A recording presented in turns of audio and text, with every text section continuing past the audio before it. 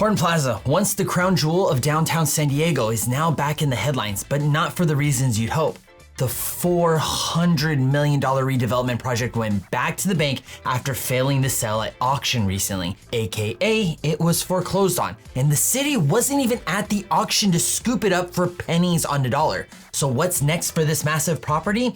That's the question hanging over downtown right now, and I'll cover it more shortly. After that, a new wildfire risk report just dropped, and here's the headline. 1.2 million homes in the US face extreme wildfire danger. Can you guess where the majority is?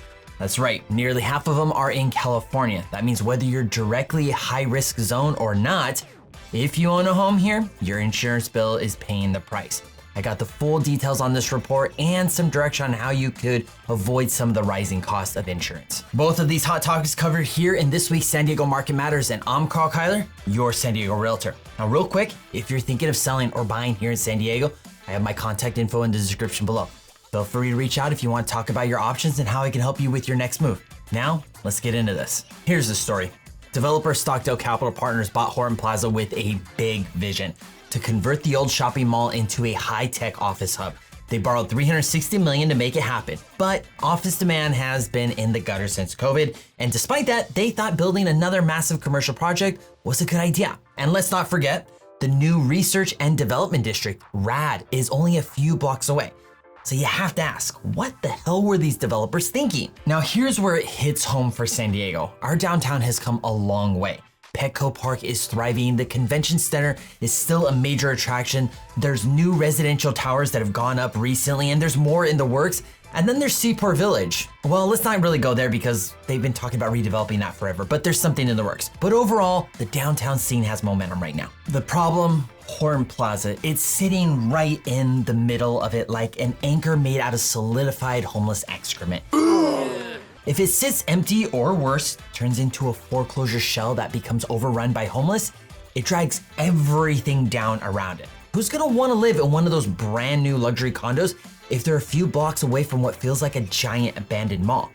That kind of blight tanks property values in the immediate area and threatens the progress we've had made in downtown. And here's the kicker. This doesn't just affect people living downtown, it affects tourism as well. Think about it, downtown is one of the first stops for visitors to San Diego. If Horton Plaza becomes the toilet bowl of downtown, what kind of first impressions does that leave for people who might otherwise be spending their money here? Not good. Now, I'll say this again, Horton Plaza could have been a real opportunity. If it was redeveloped as mixed use, mostly residential with some light commercial, could have added much needed housing to help keep our prices in check. Or if the city had bought it at a fraction of its value, they could have consolidated all of the city jobs downtown and freed up other city-owned properties for housing. Both scenarios would have built on momentum that we already have in our downtown scene. But if Horton Plaza keeps going the way it's going, it risks becoming the weak link that pulls San Diego backwards. So while downtown is dealing with the future of Horton Plaza, homeowners across the state are dealing with another problem that won't go away: homeowners insurance. And if it feels like every 4 to 6 weeks I'm giving you another bad update on this, well, let's keep up the tradition then. According to a brand new report from Realtor.com, California is by far the most at-risk state for wildfires.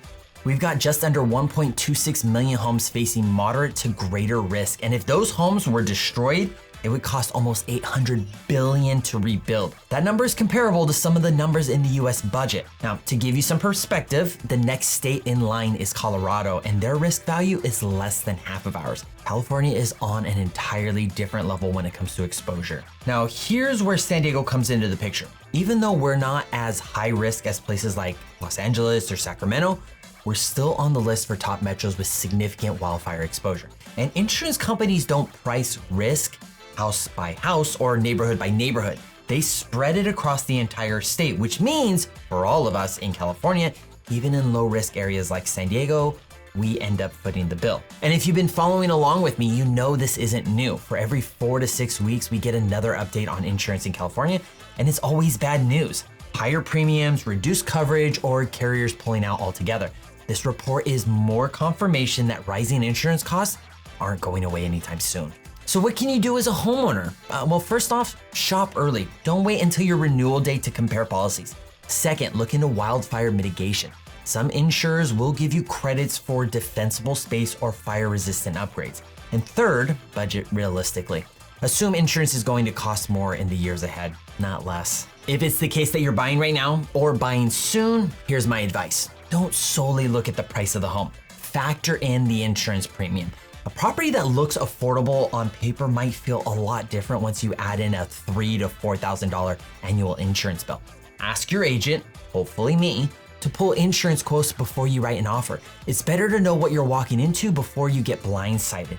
And if you can't get it done beforehand, start working on it while you submit your offer. That way, if the rates are outrageous, you can hopefully back out of escrow before having spent any money on inspections. And if you're looking for homes in high-risk areas, be strategic. Sometimes moving a few blocks or choosing a home with recent fire mitigation upgrades can make a big difference in both risk and your costs. Hey, I will take whatever I can get.